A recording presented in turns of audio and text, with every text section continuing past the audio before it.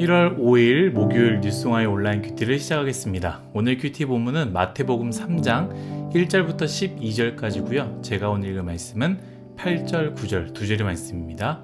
그러므로 회개에 합당한 열매를 맺고 속으로 아브라함이 우리 조상이라고 생각하지 말라.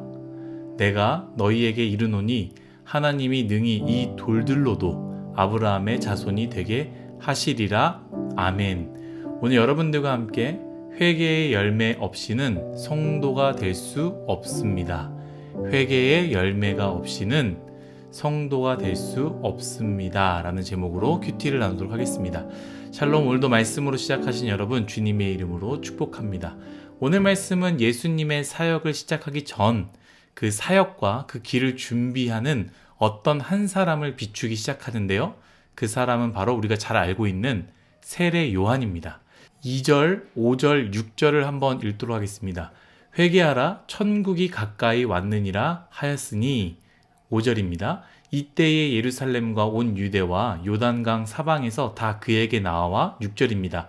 자기들의 죄를 자복하고 요단강에서 그에게 세례를 받더니 아멘. 세례 요한에게 예수 그리스도의 사역과 예수 그리스도의 길을 준비하는 것의 핵심은 무엇이었느냐? 회개를 요청하고 회개의 세례를 베푸는 것이었습니다. 그래서 수많은 사람들이 6절 말씀과 같이 세례 요한 앞으로 나와 자기들의 죄를 자복하고 회개의 세례를 받았습니다. 그런데 문제는 무엇이냐? 오늘 큐티의 제목이죠. 여러분들과 함께 나누고자 하는 부분인데요. 바로 7절 말씀입니다. 요한이 많은 바리새인들과 사두개인들이 세례 베푸는 대로 오는 것을 보고 이르되 독사의 자식들아 누가 너희를 가르쳐 임박한 진노를 피하라 하더냐. 아멘. 요한 앞으로 누가 왔느냐? 많은 바리새인들과 사두개인들이 온 것입니다. 사실 바리새인들과 사두개인이 세례 요한 앞으로 나온 것이 무슨 잘못이겠습니까? 그들도 회개해야지요. 그러나 세례 요한은 이들에게 독사의 자식들아 라고 강하게 비판하지 않습니까? 그러면서 이렇게 이야기하는 것입니다. 너희가 이런다고 임박한 진노를 피할 수 없다라고 말하는 것이죠.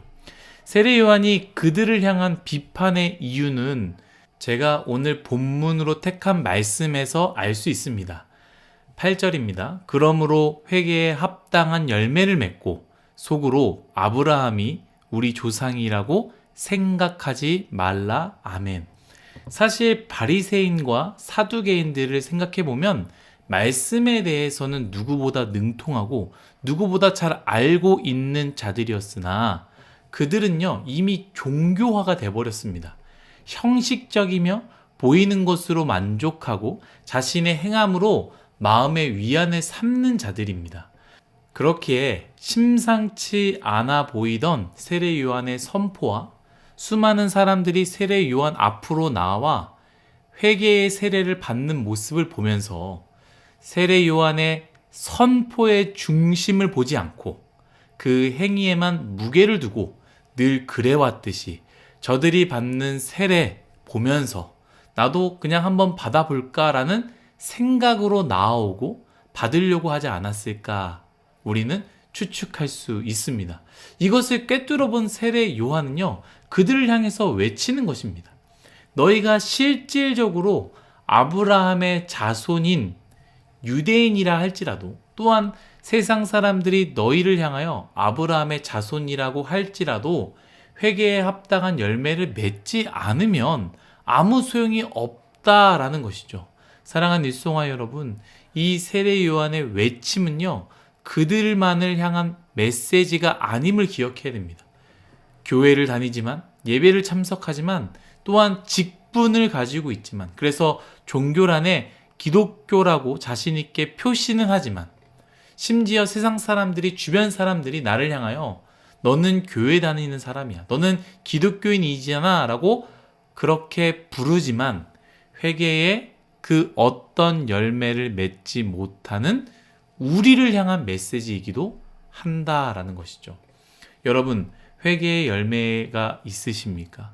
형식적인 회개는 아무 의미가 없습니다. 세례 요한이 외쳤던 것 같이 임박한 진노를 피할 수 없습니다. 뿐만 아닙니다. 교회를 아무리 다녀도, 교회에 어떤 직분을 가지고 있다 할지라도, 심지어 목사라는 타이틀이 있다 할지라도 형식적인 회개는 아무 소용이 없습니다. 여러분 동의하기 어려우십니까? 이 부분은요, 세례 요한만 이야기하는 것이 아닙니다. 놀랍게도 예수님께서 이 부분에 대해서 똑같이 이야기하시는 사건이 있는데요. 어떤 사건이냐? 바로 누가복음 19장에 나오는 삭개오와 만났을 때에 동일하게 이야기하는 부분이 나옵니다. 삭개오는 유대인이지만 유대인이 될 수 없었습니다. 그는 유대인의 피를 빨아먹는, 유대인에게서 돈을 걷어 로마에게 바치는 세리장이었습니다. 그렇기 때문에 유대인으로 태어났지만 누가 봐도 유대인처럼 보이지만 유대인들이 인정해주지 않았고요. 스스로도 유대인이 될 수 없었습니다. 그러나 그런 삭개오가 예수님을 만나지 않습니까? 진짜 예수님을 만난 삭개오는 진정한 회개, 곧 회개의 열매를 맺습니다. 제가 읽겠습니다. 누가복음 19장 8절입니다. 삭개오가 서서 주께 여짜오되 주여 보시옵소서 내 소유의 절반을 가난한 자들에게 주겠사오며 만일 누구의 것을 속여 빼앗은 일이 있으면 내 갑절이나 갚겠나이다. 아멘. 평생을 돈을 위해 살았고 돈을 주인으로 삼았던 삭개오는요, 그것을 끊어내고 돌이켜서 진짜 예수님을 주인으로 모시는 사건이었습니다. 그러자 어떻게 하느냐?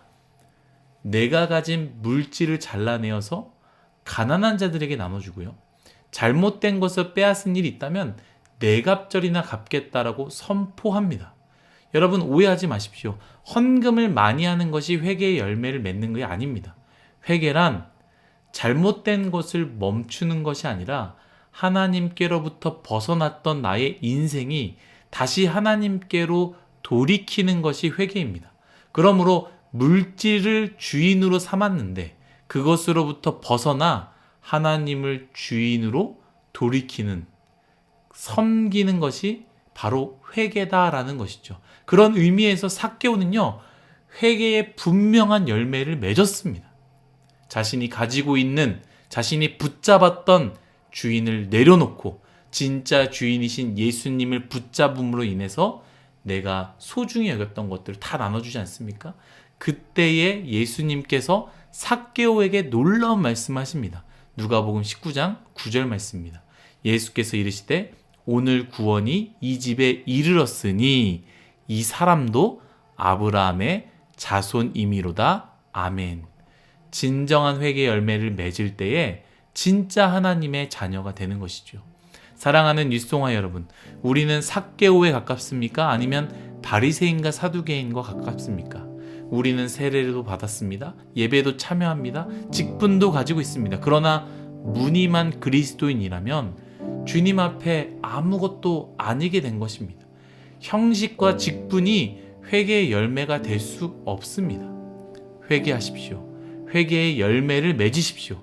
형식적인 회개의 행위가 아니라 진정한 회개의 열매, 곧 나의 주인이 물질에서 하나님으로, 쾌락에서 하나님으로, 내 자신에서 하나님으로 바뀌는 것이 바로 회개의 열매입니다. 그 회개의 열매가 있을 때 오늘 말씀과 같이 진짜 아브라함의 자손, 곧 하나님의 자녀, 곧 그리스도인, 곧 진짜 성도가 되는 것입니다.